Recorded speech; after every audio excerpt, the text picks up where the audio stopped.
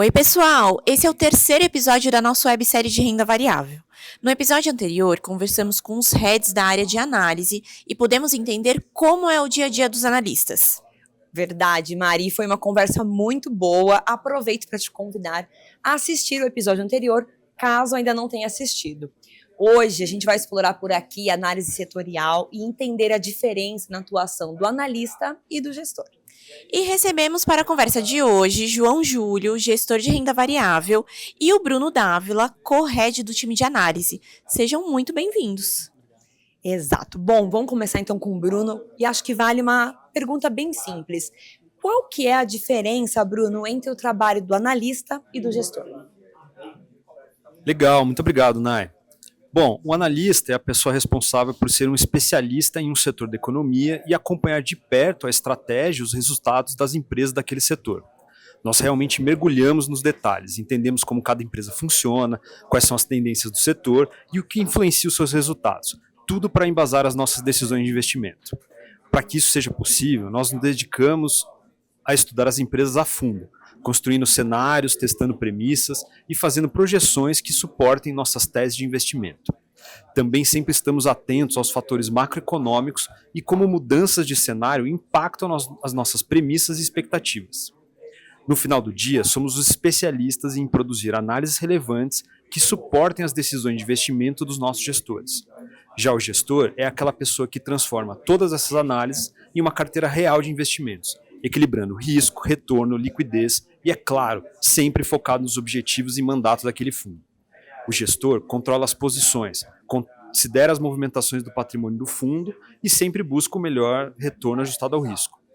Os melhores fundos são aqueles que combinam analistas experientes que geram boas ideias com gestores capazes de uma boa leitura de cenário e capacidade de montar uma carteira equilibrada. Ótima explicação, Bruno. E agora para o João. Explica para a gente por que as funções são segregadas. Legal, Mari. A segregação entre o analista e o gestor não é apenas uma divisão de tarefas, mas uma estrutura desenhada para otimizar o processo de investimentos e mitigar erros comportamentais. O mercado é muito amplo para uma pessoa só olhar tudo. O analista é um especialista vertical, focado em um ou mais setores. Ele conhece a fundo as nuances de cada empresa que é alvo de investimento. Já o gestor é um generalista horizontal. Nossa função é olhar o portfólio como um todo. O gestor precisa balancear os inputs dados pelos analistas, que é uma abordagem bottom-up, que a gente chama, com os inputs dos economistas, que é uma abordagem top-down. Muitas vezes, uma empresa vive um momento interno excelente, mas pode ser impactada por um fator macroeconômico que o analista, focado no micro, muitas vezes não está vendo. O inverso também é verdadeiro. Então, Mari, essa segregação cria um filtro de qualidade para evitar o viés de confirmação.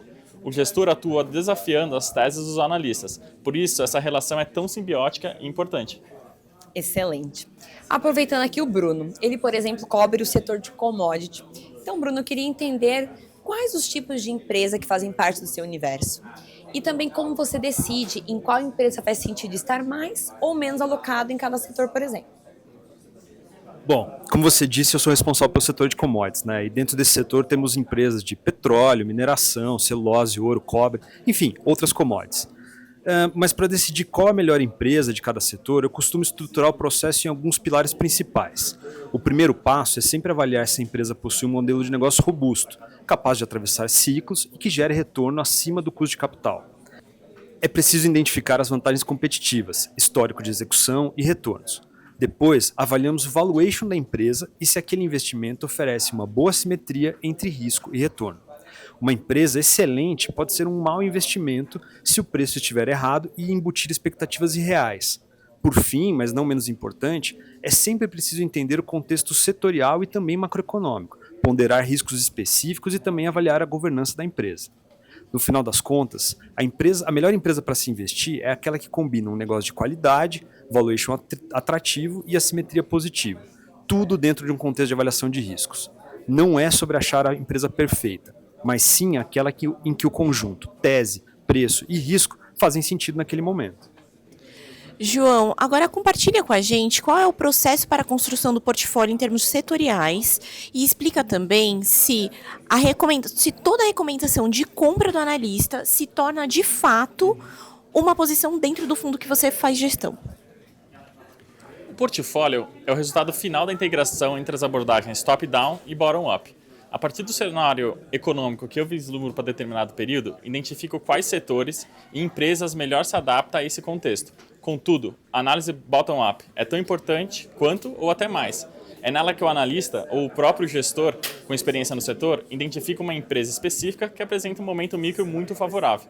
Além disso, respeitamos rigorosamente a política de investimento de cada cliente, garantindo que os ativos sejam adequados ao perfil dele.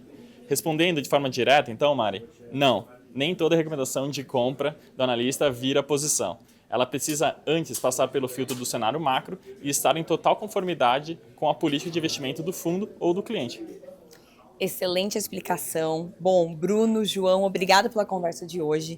No episódio aqui, a gente compartilhou com vocês sobre a diferença do papel do analista e do gestor. E também foi possível a gente entender o porquê nem toda recomendação se torna uma alocação. E nos próximos episódios vamos falar sobre alguns tipos de estratégias existentes no universo de fundos de renda variável. Por exemplo, o que significam os termos long only e long short? Te convidamos a acompanhar toda a nossa websérie, disponível aqui na playlist do YouTube da Bradesco Asset. Obrigada por acompanhar a gente até aqui e até a próxima!